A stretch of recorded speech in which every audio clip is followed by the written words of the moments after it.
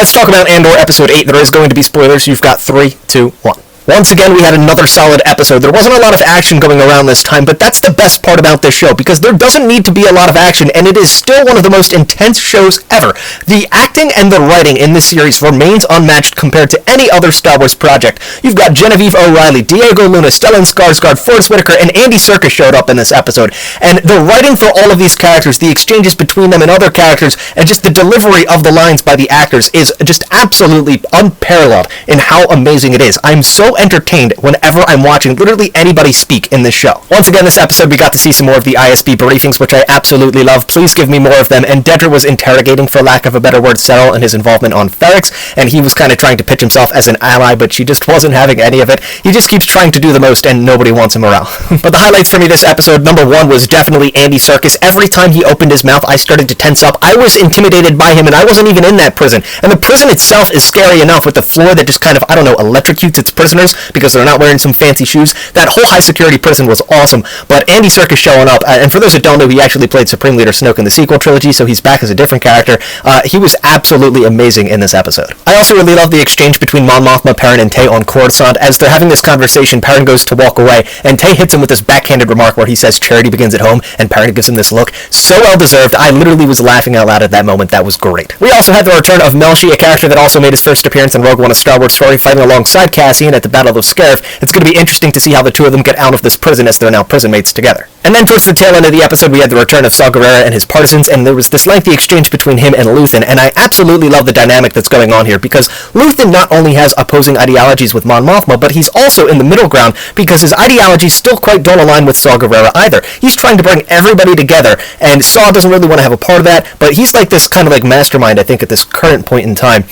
Everybody's got their own different kind of perspective on how they want to approach this rebellion, and it's just really interesting. And once again, there was this another line in this episode that really just made my jaw drop on the floor. Luthen said, "Oppression breeds rebellion." I love it. Again, the dialogue in this episode is amazing, and the acting, because Saw Gerrera, Forrest Whitaker, was absolutely amazing as well. Just the whole thing is so good. And as a final thought, we see the Empire really starting to crack down on the people, especially on Ferrix. They've taken into custody Cassidy's friends, and the people are upset, and they're also afraid, but the water is boiling. Things are about to get crazy, and I cannot wait for that to happen. The show is so good. I'd probably give this episode an 8 out of 10. Let me know what you think. Stay tuned for more Star Wars content, and may the Force be with you, always.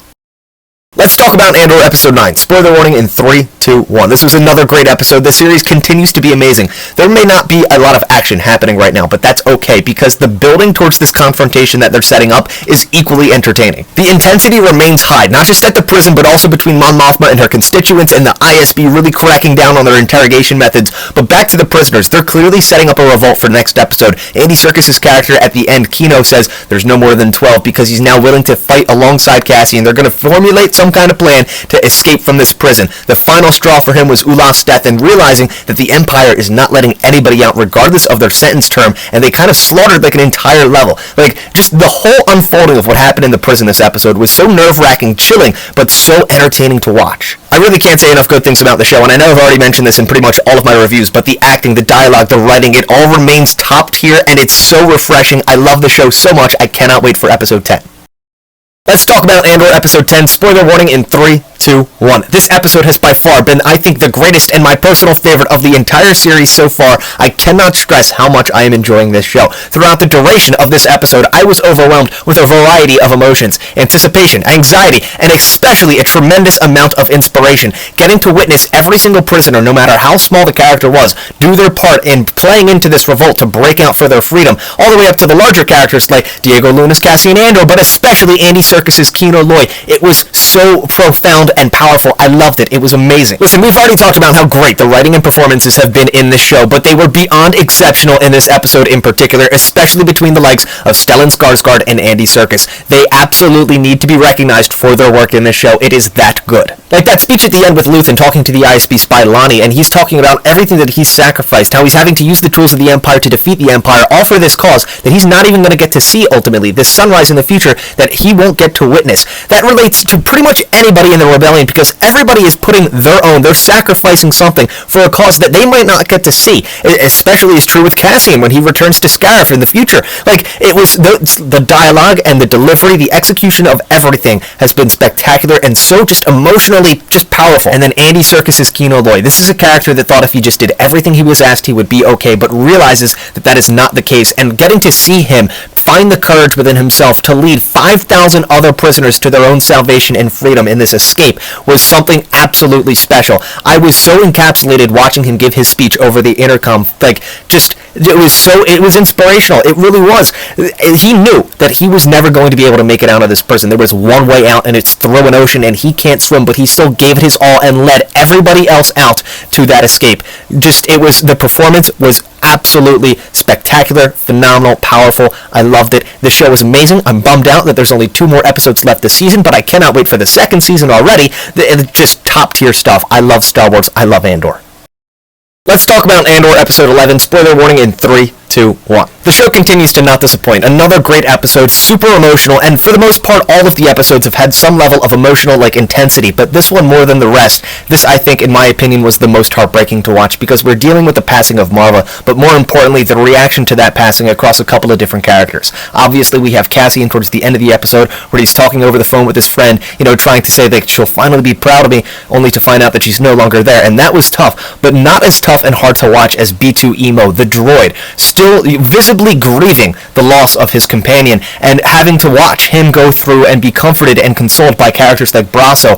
That was so hard to watch, tough to watch. It was just heartbreaking, and I think it's really important, and it says a lot that the droid was the heart of this episode, because the droids are the heart of a lot of projects in Star Wars, but I think in this episode, in this specific installment of Andor and Star Wars at large, more than any other instance. And then we're dealing with an entirely different type of pain and suffering in this episode with the character of Mon Mothma. Genevieve O'Reilly gave an absolutely spectacular performance, absolutely gut-wrenching, because we can see just in her facial expressions how absolutely terrified and fearful she is, not only for herself, but also for her daughter. And there were some really profound parallels to Rogue One in this episode as well. There's been a lot of references to the film throughout the entire series, but most notably at the end of this episode, as it's concluding, Cassian is on the Naimos beach looking out at this ocean horizon, foreshadowing his ultimate demise on Scarif Beach with Jyn as they meet their fate at the hands of the Death Star. And that was definitely something that I think was a deliberate creative choice, and it was also another gut punch to watch. But moving on from the saddest, Saw Gerrera was also back in this episode. He has another exchange with Luthen. I absolutely loved that once again. And then Luthen has this dogfight with this Imperial cruiser, which was so cool to watch. The Fondor I knew was going to be a cool ship. We finally got to see the lightsaber ship in action, but it was even cooler than we had, I think, anticipated. I loved that sequence. That was absolutely great. This episode was really good. I'd probably give it like an 8.5 out of 10.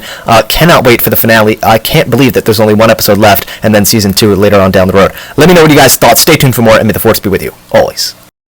The Andor finale was absolutely phenomenal. An amazing conclusion for an amazing first season. Let's talk about it a little bit more. Spoiler warning in 3, 2, 1. First up, I once again want to applaud the production quality on this series, because this episode, the second shot in it, we have a Lambda-class Imperial shuttle landing on Ferrix, and it might be one of my favorite shots out of all the live-action Star Wars shows. We've seen this ship before in The Mandalorian and in the Obi-Wan Kenobi series, and it has not looked this good. There was something so atmospheric and crisp about that shot. I loved it. It was beautiful. But moving on to the actual meat of the episode, there was so much going on with all of the characters. It was so riveting. First up, we have Mon Mothma strategically throwing her husband Perrin under the bus for a gambling addiction to cover her financial troubles so that he takes the fall. That was absolutely brilliant. And every single second of a scene spent on Ferrix was incredibly intense and equally inspiring. Watching them all come together as a community, standing together for this matriarch, Marva, and uniting around her speech where she's calling on them to fight against their oppressors, the Empire, was absolutely chilling in the best way possible. And the brutality of the Empire's response to this was absolutely horrific, and we've seen the Empire be brutal before. They've done some heinous things,